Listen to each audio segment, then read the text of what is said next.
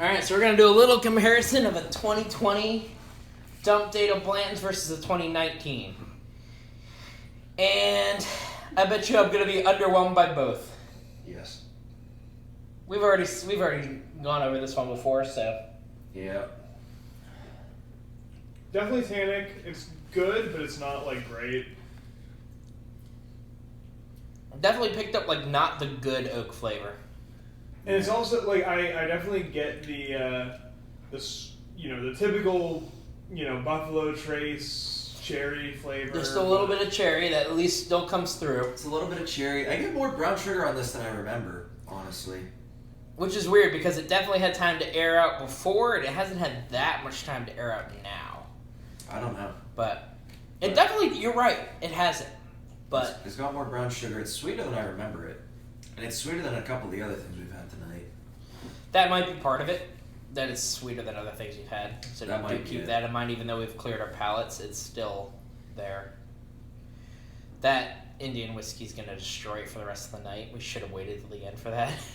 We should have just thrown it in the trash to begin with. We did. Well, we did it to end with. Either way, I mean, yeah, we've been over this. It's Blanton's. It's nothing special about this one. Yeah, it's a little spicy, a little sweet, a little wood. But It's it's got like- some tannic notes to it, more so than a lot of other stuff we've had, but It's not necessarily bad, but it's not. it's not. There's a it's- reason I still have this bottle after like 10 months, 8 months, 9 months. It is nothing super But- special. I still don't get why this is the thing that was hyped. Aside from like the collectible quirks, like I don't know. Well, I mean, it was the first ever like commercially marketed single barrel. That is true. So it gets a lot of hype for that, but honestly, the first to do it doesn't mean the best to do it. No, Because they're this- definitely not the best to do it. But like taste Of the single barrels I have, I would probably rate this near the bottom. honestly, And I have some cheaper single barrels in this. tasting this now reaffirmed like my joy with getting Henry McKenna 10 instead of this. Yeah, it's... Again, it just goes to prove that there's other things in the price point, or even cheaper, that are better, Yeah. honestly. Not just that I prefer, are almost objectively better. Yeah, it's not bad, but it's not great. Yeah, it's not like it's not worth it, it's just not worth hunting for it, and I wouldn't... It's one of those I don't know that things- I'd replace it, knowing that I got a batch that wasn't great, and you don't know which ones you're going to get that are or aren't.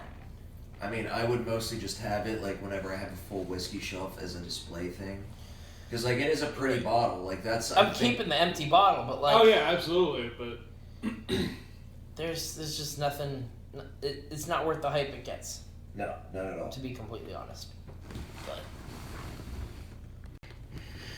Alright, now the 2019... a 2019 batch. This is from what, August? this is from August of 19. And mine was from April of 20. This one smells a little more vibrant. Mm-hmm. I mean, it doesn't smell that much different, but it definitely... Something. It has a little more pops character to it. It's a little more pleasant.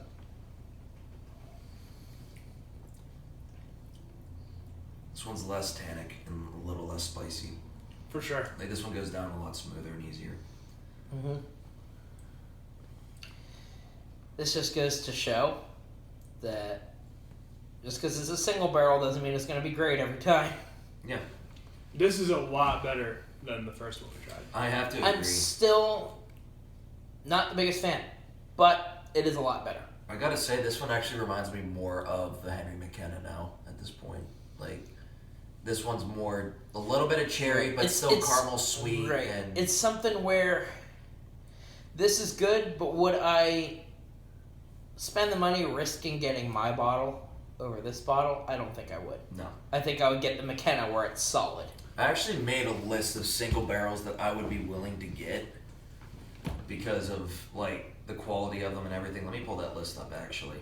See, like what I've had this as a drink with, like I'll drink this with a cigar, where you already have that spice from tobacco on your palate, and this is a smooth bourbon that drinks. I was really gonna well. say, it if pairs, you already have spice on your palate, this is such a compliment in the smoothness and This is my it's not favorite spicy. bourbon to drink with a cigar.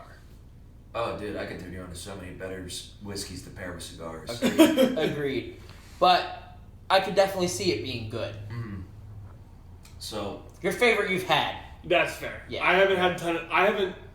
Usually, whenever we do these tastings, we're indoors. I don't smoke indoors because I'm not a jackass. Which I appreciate. And my smoke alarm will go off, so please don't.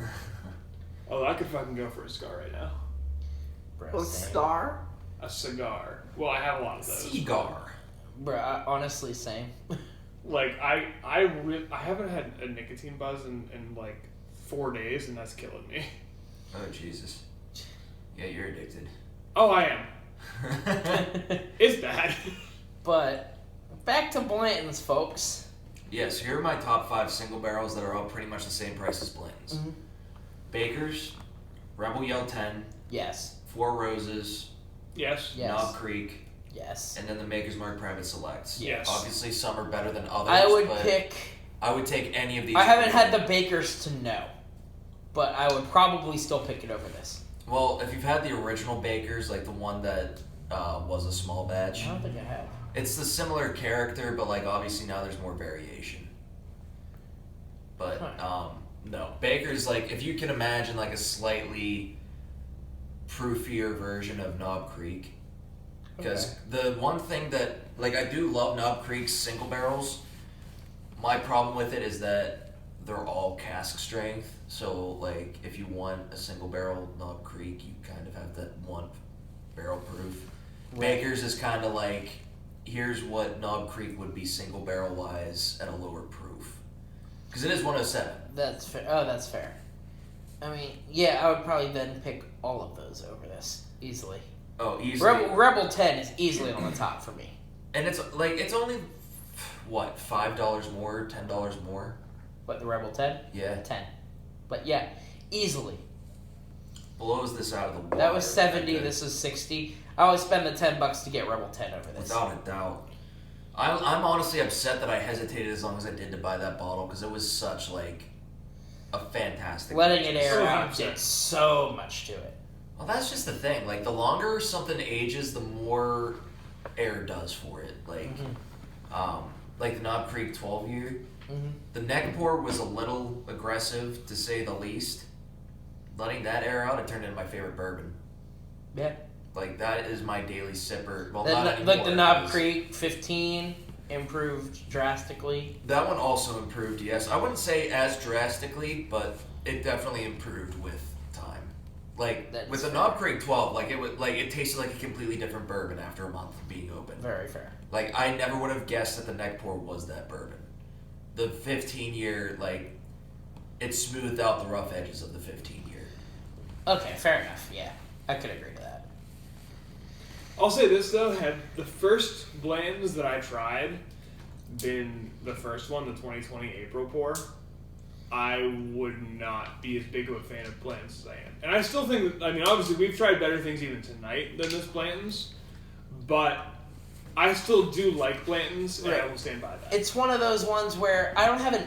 My only issue with it is the hype it gets. That's fair. And if you can get an MSRP, my issue isn't the price.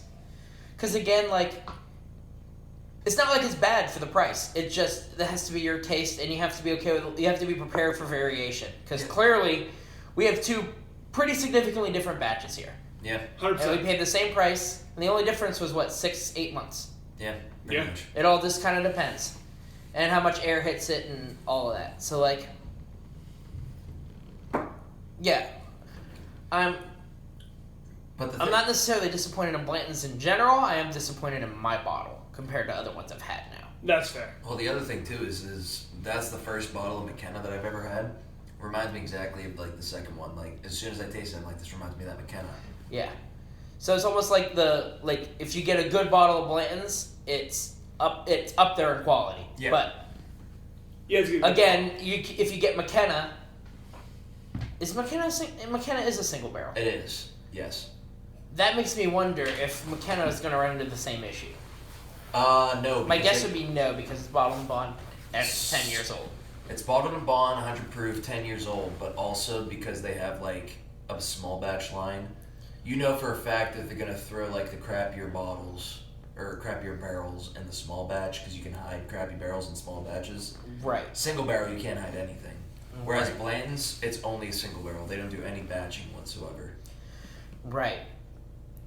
Yeah, so, I mean, I would have to try more McKenna to know for sure, but it's definitely a lot less likely that it would turn out the same as Blanton's. Yeah. And for that reason, I would say I'd take the McKenna over the Blanton's, just because it seems like it would be more consistent. Yeah, because honestly, like, there's some batches of blends where I'm like, I don't want to really drink this even. Mm-hmm. With McKenna, if like some people have said that McKenna bottles are absolutely fantastic, and some of them are like, it's a basic bourbon. I feel like I got one of the basic bourbon bottles, and I still enjoyed that. Exactly. Like that base, like if that's what the. Because I was gonna say that McKenna didn't blow anything out of the water for me, but it wasn't. It was, in my opinion, better than both of these Blantons. I agree with that. Yeah. By a much more narrow margin to Ryan's bottle. Yes. But still. Yes. Agreed. I would still take McKenna over. I mean, if the Blantons we have here, the better of the two, is the bet, like, you know, what everyone expects when they get Blantons, I would not pick Blantons. No. Now, if I had a bad one and he has one in the middle, that's a different story. But again, there's so much variation already between these two. These two are I've had blends out of 3 bottles. And the other one that I had tasted very similar to mine. So it seems like. But I was also smoking a cigar whenever I had that one, so I don't know. I would guess that the benchmark is closer to Ryan's bottle, and I just happened to get a bad one. But even then, I would pick McKenna over Ryan's bottle. Mm-hmm. Again, not saying it's bad.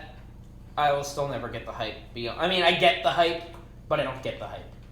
Buffalo Trace in general just has that hype. It's the fact that it's a Buffalo Trace. Now, some of the products are worth it. I think the E.H. Taylor's worth it, and I think the Sazerac is worth it. And definitely the fucking Stag. And the Weller. And even Eagle Rare. And Eagle Rare. Regular Buffalo Trace is, I mean... I would say they're only worth the hype at MSRP. If you're paying more than MSRP, it's not. Correct.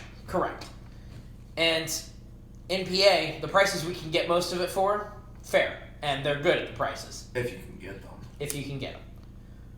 That is the big if. But again, if you can get them, they're definitely worth the prices you can get here. Yeah, no, if you see that shit, like, some people are saying they're seeing Eagle Rare for like $150 a bottle. Nah, it's worth 40 at most. It's worth 40 or 50, and any more than that, you're fucked. I would pay 50 just to try it if I'd never had it. Oh, yeah. I don't even know that I'd readily pay more than 30 or 35 for it. It's good, but there's a certain amount of extra money I would pay just to try something that's heavily like sought after or sought after. It's a question of will I pay that kind of money for a second bottle and use like would I have paid 80 or 100 to try Blanton's the first time? Maybe. Yeah. To try it the first time. Would I even pay the 60 now? I don't know. Like if it's my only decent choice, yeah, probably. But it'd have to be slim pickings for me to only want Blanton's. There's so much more readily available choices than that. I just wish that we had more readily available single barrels. Like, Knob Creek is readily available, but again, that's a cask strength. Four Roses. Four Roses is for the most part readily available. It's been a little dry in a lot of places, though. I haven't seen it. The hype's been picking up for it. We have it readily, but yeah, Four Roses is an underrated distillery for sure. I'm not a fan. I was gonna say I'm not a fan of their regular yellow label at all, but I've liked their other stuff I've had. Well, their yellow label is trash. I have to say though, like I don't even think they're small batch compared to like a 1792 small batch. I don't even think that they're nearly as good for the same price. I was gonna say, I actually, believe it or not, have not had 1792 regular old small batch. I haven't. I've had every variation pretty much but that. You have the bottle and bond? I've had the sweet wheat, I've tried the bottle and bond, I've had the full proof. I've tried to sample the 12 year. I should know to have had the full proof. I might have not. I haven't, so you can try it one of these times anyway. Cool. And one of these times we could do a 1792 lineup. Yes, that's because we got a couple of them at least. Between you and me, we have a couple. Well, I only have the small batch now. Yeah, but I have the sweet wheat and the bottle. The That's full sweet wheat. If your buddy really comes through for me and gets me a bottle of that, I will. Yeah, he said there's been slim pickings, but Me love him a long time. Very long time. Good. Yeah, I'll let you know. Yeah, you would think that they would make that sweet wheat more because that's literally like their best offering, I would say. That is one. I Of the do best really whiskey like I've their had. full proof, but it's still not my favorite barrel proof. It's just good. I'm honestly not a fan of their full proof. I don't like it at all. I think it's the hottest whiskey with like, it's missing a lot of things, at least to me. I think the Very 1792 small batch is one of my favorite, like daily drinker whiskeys. What proof is it? 92. Okay. Let me look. 'Cause Solid for a. I've never had it. Anyway, yeah, I don't can't get the hype for Blanton's. Not that it's bad. I just don't get the hype. If your bottle's like Ryan's here, you'll enjoy it. If it's not, you're gonna probably agree with me that Blanton's is not worth it at all. Which is funny because like a couple months ago we're like, oh, this is totally worth the money at least, and then And now, After tasting everything we- after tasting other stuff, is like, is it worth the money? Maybe, but is there better stuff for the money? yes. Oh, Would I also- pay $60 for this? Sure. But again, if I have other options, there are other options I would pick for $60 because they're better for the price. Also, way better single barrel than blends that I forgot to mention is Jack Daniels. 100%. Well, yeah. Every single barrel offering they have blows it out of the water, and they're how much